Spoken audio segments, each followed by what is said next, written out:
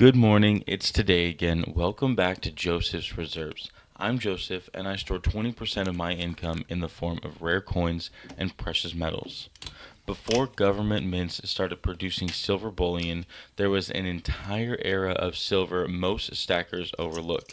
Private companies were leading the way, experimenting, and defining what bullion would become. Today, we're looking at vintage silver, where it came from, how it evolved, and how it still matters today.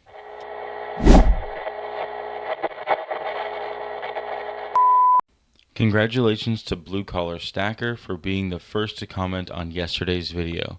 Y'all go down into the comments to find him and start a conversation. When most people think about silver bullion, they think of coins like American Silver Eagles or Canadian Silver Maple Leafs. But those didn't come first. Before governments entered the bullion market, private companies were already producing silver rounds and bars. Today, we call it vintage silver. And we're going to walk through the transition periods, the collapse of silver in US coinage, and the rise of these private mints, and finally, when global bullion market that we know today was created. So, of course, a lot of us know about constitutional silver, but just in case you didn't, silver was in money, for all the way from ancient Rome to the United States.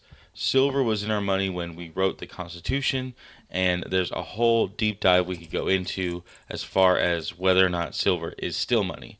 But silver was actually in our spendable currency until 1964. That's right, only about 60 years ago. So in 1964, they decided to move away from silver in the coinage, and there was still a little bit of silver, some 40% half dollars and dollar coins, again, a topic for another video. But it wasn't until 1971 that the United States officially left the gold standard, which just means that our dollar was no longer based on gold or any precious metal by that means. And so now we have a system where money is no longer backed by gold, coins no longer made of silver, and that created a bit of a gap. And this gap is where vintage silver begins. With silver no longer circulating as money, something very interesting happened. Private companies stepped in. Instead of government producing silver coins for circulation, private refiners began producing silver bars and rounds. And these weren't legal tender, they were simply weight, purity, and value. There are companies like Engelhard Corporation, Johnson Matthey, Amark Precious Metals, and Sunshine Mining. That's right, Sunshine Mining, not Sunshine Minting. Although these two companies are similar, they're not the same company. It wasn't just a name change. Sunshine Mining actually went bankrupt in 2001 and evolved into Sunshine Minting that we know today. But this video isn't meant to focus on one company over another. I just wanted to talk about the era of vintage silver. And what you'll find is this vintage silver has a very specific look. Usually the designs are a lot more intricate, there's a lot going on, a lot of words explaining what this product is because people weren't as familiar. This one right here is the International Universal Trade Unit, and you can see it has 1 troy ounce, 31.1 grams, and 480 grains of silver. All the units used to measure how much silver is in this product.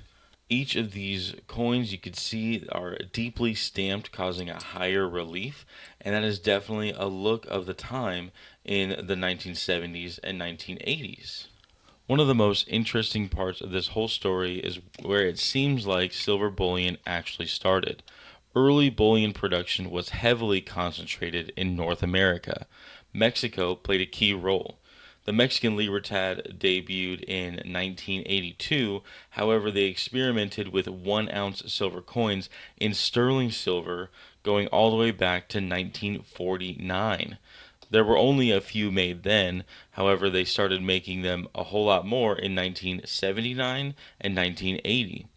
Then came the American Silver Eagle in 1986, the Canadian Silver Maple Leaf in 1988, and these coins marked a major shift. Governments were now entering the space that private companies had been building for about a decade already. Then what followed was the global shift. We see the Austrian Silver Philharmonic that started in '89, the Australian Silver programs that started in 1990, and later the Britannia that didn't actually even start until 1997, and it wasn't even 3 nines fine until 2013. After that, the South African Krugerrand didn't even start until 2017. It just goes to show how new these other bullion programs actually are. So, what happened to these vintage companies then? Like Sunshine Mining, Engelhard Company, or Johnson Matthey. The thing is, once governments started stepping in, production became standardized, the designs became consistent, and trust was very centralized into the government. A lot of these private refiners just kind of disappeared into the background. That's why nowadays we can't find a 1990s or 2000s Engelhard prospector. We're not going to be able to find a Sunshine Mining coin that was dated into the 90s or 2000s. Many of these vintage companies stopped producing the kinds of bars and rounds that we now call vintage and started supplying blanks or working behind the scenes for even the US Mint, the way that Sunshine Minting does today. A lot of these silver bars and rounds that were made in this time period did not have date stamps on them. That didn't seem too important to these companies, but at some point they started stamping the date on these rounds and bars, like the 80 series of Engelhards that I was showing, as well as the Sunshine Mining rounds and 10-ounce bar. For me, I really like the dated examples. Here I have this 1982 from Engelhard right beside this 1982 from Mexico. To me, it's very interesting that someone will see the Engelhard and immediately recognize it as an older vintage round, while the 1982 Mexican Libertad, yes, is considered to be older, but it almost bridges that gap between vintage and modern. It doesn't seem quite as old. Even this 1986 American Silver Eagle seems pretty modern, but right next to this vintage Engelhard Prospector, it doesn't seem as old. When we get dates on this vintage silver, and we can really understand what this date means and how it overlapped with the start of silver bullion programs, we can really see how early North America started these programs and how it slowly trickled to a global expansion of bullion silver. So let's take a step back. Does any of this actually matter? Does it matter if it was made in the 70s or 80s? It's still just generic silver, right? Well, actually, yeah, that's true. It is just generic silver. However, there are dates on them. So when selling peer to peer, you might find someone who is wanting to put together an entire date run from the 70s or 80s. You might find someone looking for that specific 1983 proof Engelhard prospector, and that is collecting at its heart. There are going to be date runs that are very easy to put together, and there are also going to be date runs that are very difficult to put together. And those ones that you find that are naturally difficult to put together may end up demanding some premium, especially to the right person. And while this history may be very cool and interesting to people like me, I do not suggest that a beginner stacker tries to focus on vintage silver, especially not in the case where you're going to be paying a higher premium for a generic ounce that was made by some company that no longer exists 50 years ago. On this channel, I talk a lot about how beginners should focus on liquidity. You should have low emotion silver that you can sell in any case of an emergency. And once you build up that base, that's when experimenting with things like this becomes fun.